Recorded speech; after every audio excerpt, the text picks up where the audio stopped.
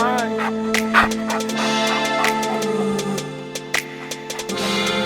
right.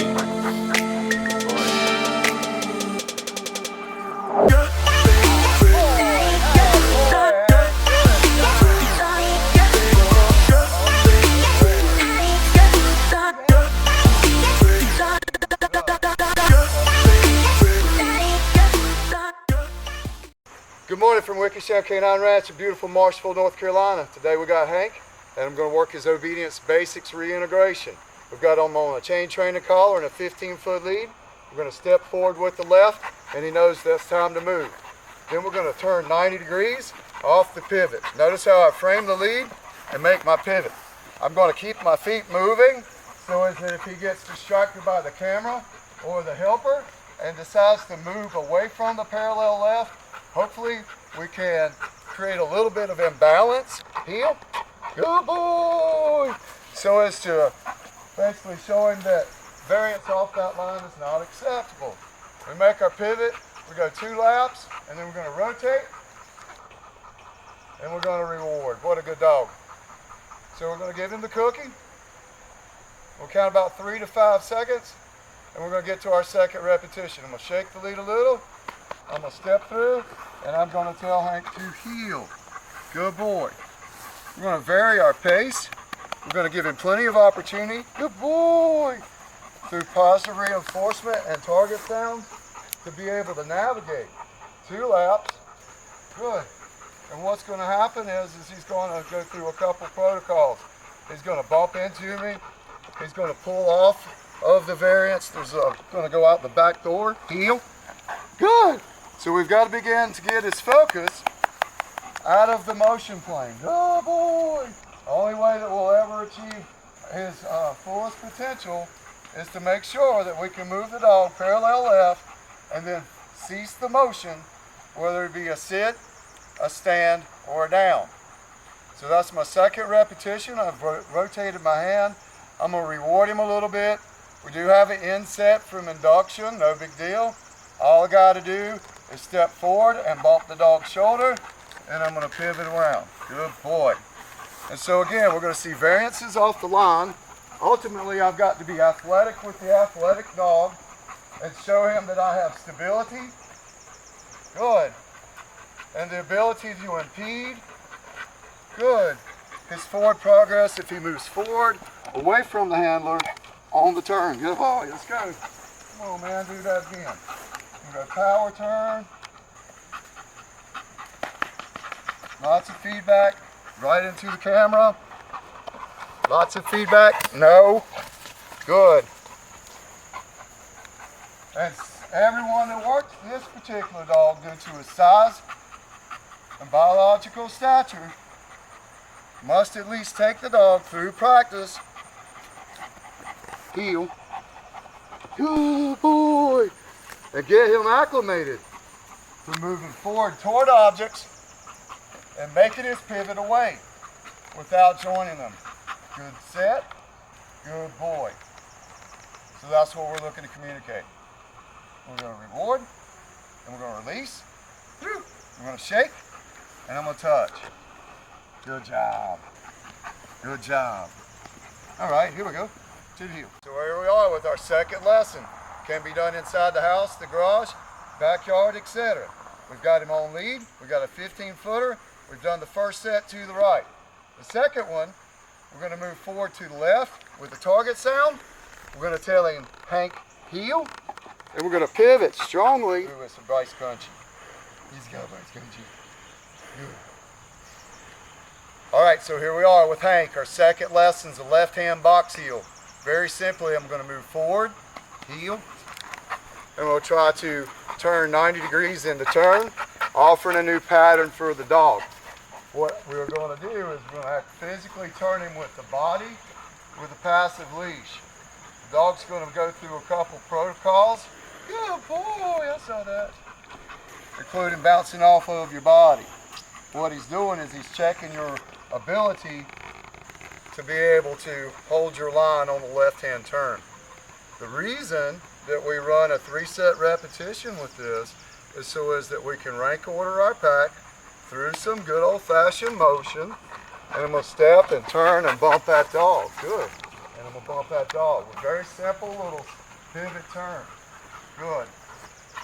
Some of our handlers can take big long steps. Good. Some of our handlers can take little choppy steps. And so we show the dog each and every one with a step, turn, good boy. And then we can accelerate when he's in a great position. Good. And see, the faster I go, he crashes my line, he bumps the shoulder into the leg to see if he can get me off kilter. Good. It's just a protocol. We're okay with that. We see less of it when they're neutered, young, but we work in and through it. Third repetition is forward, a turn, good. And from there, good boy. We can reinforce positivity with a passive leash, good boy, and a target sound. See him back, he's conditioned, he learns the pattern. We move the pattern on a daily basis. We step, turn. He's still looking in the camera as well as the handler, but he's parallel left and in pace. We teach this so that he has the intersection of pack membership and rank order. Good boy. Which will help us in the future. You ready? I see. Sit. Good. Help him if we have to. And here we are. Let's finish him out with reward. And since he didn't respond initially, all through. Now we're going to go touch. Good. Good boy. And make sure that he doesn't lean or jump on the handler.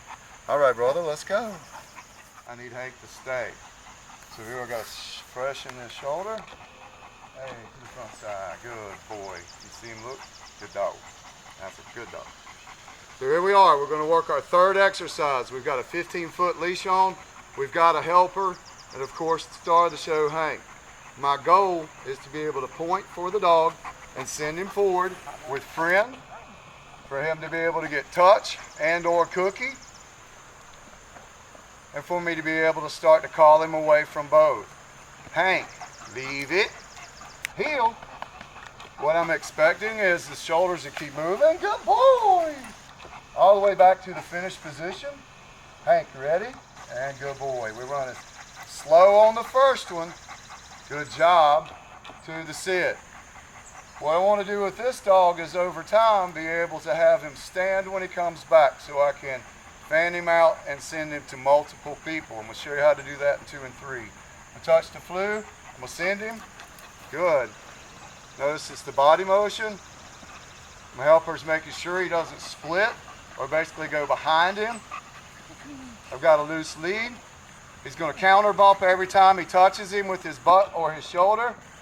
And then from time to time, he may blow him a raspberry to see if he jumps. If he doesn't jump, I'm going to call him back. Hank, leave it. Heel. Woo-wee, that was a good boy. I'm going to bring him around. See the one piece, and I'm going to point. Good. Oh, that's good. We'll take that too. I'm going to bring him to a stop. Third final. So as that he can condition to go out and accept, touch, cookie, and for him to come back to us as well. Ready, friend? Good. Again, a lot of the work is going to be done on the helper side with counter bumps when the shoulder touches the legs and the hands come off. They go high. And we're looking for the dog to maybe nip or jump. If he does on this side, then we can correct the behavior. Off, off. I see a little hop step. We're going to go ahead and nip that in the bud. Good. Thank you, Barney. Good. Thank you for sitting polite. That's right. Hank, leave it to my one piece. Heel. Good. I'm going to establish a toe line that is in front of the dog. And ultimately, we want to be able to do long stand stays out of this. One more time. Friend. Bonus footage. He blocks the split with a big step right. Thank you. And then the dog talks. He's loading up as well. Good. Off. Saw the shoulders. One of the shoulder joints come off the ground. So I'm going to correct behavior. We'll call Hank away from the most interesting guy here. Hank, leave it. Heel. Good boy. I get my one piece. Yeah. And then I'm going to point. And I'm going to make sure that my toe's in front of. Good dog. All right. If he elects to sit or stand at this point, doesn't matter, as long as that's out with a return. Hank, leave it, heel, good boy. Good job. So we're just going to work that within our pack. Good. And the dog will talk. If he sits, then that's our cue to go ahead and move through what now will be the 6th rep. You ready, friend? Good boy. Loose. Always loose over here. Good. You working you hard? Hank, leave it. Heel. Good. That's working. Good boy. Right there, my toe line. Good. And so long as he doesn't advance off of that, I'll check it. We'll say it again. Good boy. I see the bobble. Good. So we're just adding clarity. When you come back, you fully pause, whether it's a stand or a sit. Good job, brother. All through. We're going to get to work.